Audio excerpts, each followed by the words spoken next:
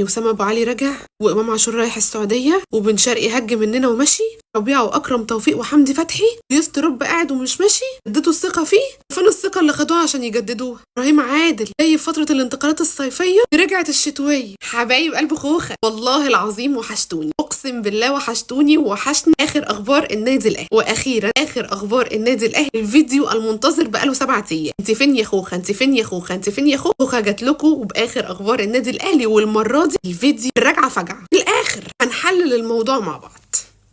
دلوقتي يا حبايب قلب خوخه، وسام ابو علي حاليا صابغ شعره شبه الكنافه، ابيض في اسود. نزل ستوري عنده ان هو جايب بيت جديد وبيشطبه. كلنا عارفين وعملنا فيديوهات كتيره قبل كده ان هو بياخد بيت في القاهره، هو اوريدي واخد بيت في القاهره وبيشطبه. ايه الغريب في الموضوع؟ ان هو واخد بيت في بالم هيلز. بالم هيلز ده تابع كابتن ياسين منصور. الموضوع ارتبط ان النادي الاهلي هيرجع وسام ابو علي، وعشان كده واخد اشمعنى بقى في الحته اللي ماسكها ياسين منصور وتبع ياسين منصور. قال وسام ابو علي معنى كده ان هو راجع النادي الاهلي، ويا ريت، بس ما اعتقدش. عادي ممكن تكون دي حاجه قبل ما ياسين منصور اصلا يمسك الاهلي، يعني ممكن يكون وسام ابو علي واخد البيت ده في بالم هيلز من قبل ما ياسين منصور يمسك النادي الاهلي. دي حاجه عاديه، مش معنى كده ان وسام في الاهلي. مفيش حاجه تجزم لنا ان وسام راجع، هو الا تصادف. زي ما بقول لكم البيت ممكن يكون متاخد من ايام وسام ما كان موجود في الاهلي، من قبل اصلا انتخابات مجلس الاداره بتاعت النادي الاهلي الجديد. فعادي يا جماعه، انا مش شايفاها دليل قاطع الصراحه. تاني حاجه، في كلام بيقال ان امام عاشور جاي له عرض من السعوديه، ان بن شرقي ماشي. هل امام عاشور جاي له عرض فعلا؟ امام عاشور بيجي له كل شويه عرض. وهل ماشي؟ وهل بن شرقي كمان ماشي؟ حبايب قلب خوخ، مش معنى الفتره الصعبه اللي احنا بنمر بيها داخل النادي الاهلي، اظن كلنا من بعد ما اتفرجنا على مباراه منتخبنا الوطني مع منتخب السعوديه، شفنا لعيبه النادي الاهلي متالقه ازاي، وخصوصا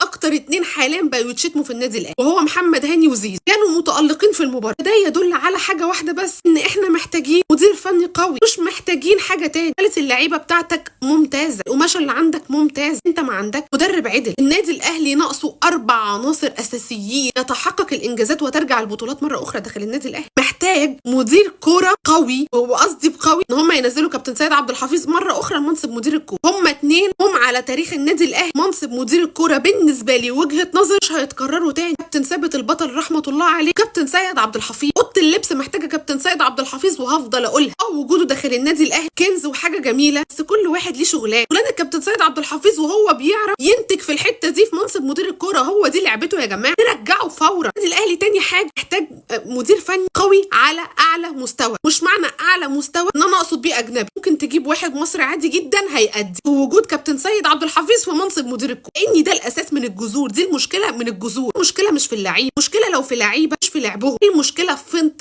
التمرد، النمرضه دي، الانافه والراس اللي بقت تترفع، محتاجه حد يكسرها، وهو كابتن سيد عبد الحفيظ بيعرف يتعامل مع الناس دي كويس. نحل المشكله من جذورها. بما ان اللي انت عندك هي اللي انت ترجع كل القماشه اللي جايه، ما ترجع لنا موسيماني. الكلام عن حوار فايلر غير ملوش اساس من الصحه. قلت لكم يا جماعه مراته كانت رافضه ان هو يكون بعيد عنها، دي حريه شخصيه، هو استحاله يرجع تاني. كولر نفس القصه. كده انت عندك حاجتين من الاربعه، كابتن سيد عبد الحفيظ في منصب مدير الكوره، مدرب كويس محترم. تالت حاجه مهاجم يا جماعه، مهاجم. مش معنى ان احنا بنجيب كلمه اسم مهاجم احنا نروح نقول وسام ابو علي. عارفه ان في تقصير في الحته والمركز دي، بس احنا ما بنختارش، احنا بنسترخص.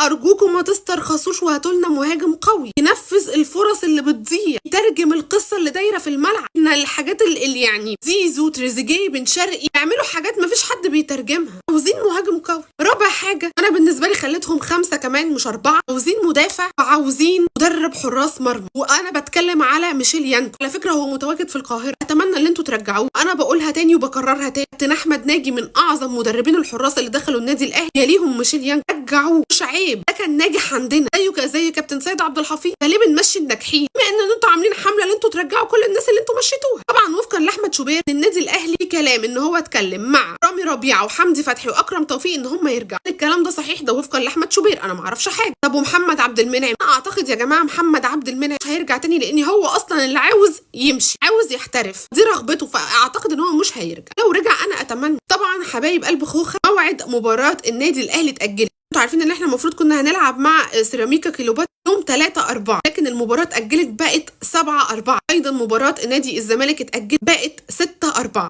طيب أنا عاوز أسأل بس سؤال، دلوقتي إحنا المواعيد دلوقتي بقى بنقفل من 9. موعد مباراة النادي الأهلي يوم 7/4 الساعة 8 على استاد المقاولون العرب، كده أكيد المباراة هتتقدم. يعني الموعد الغلق الساعة 9، فعاوزين حد يرد علينا في النقطة دي، إيه اللي هيحصل؟ حبايب قلب خوخة، دي كانت آخر أخبار النادي الأهلي. إن شاء الله أهلي وحشني ووحشكم والله العظيم، حتى وهو في أسوأ حالات برضه وحشني، غيره مش عارفة مين اللي هيرفع لي ضغطي.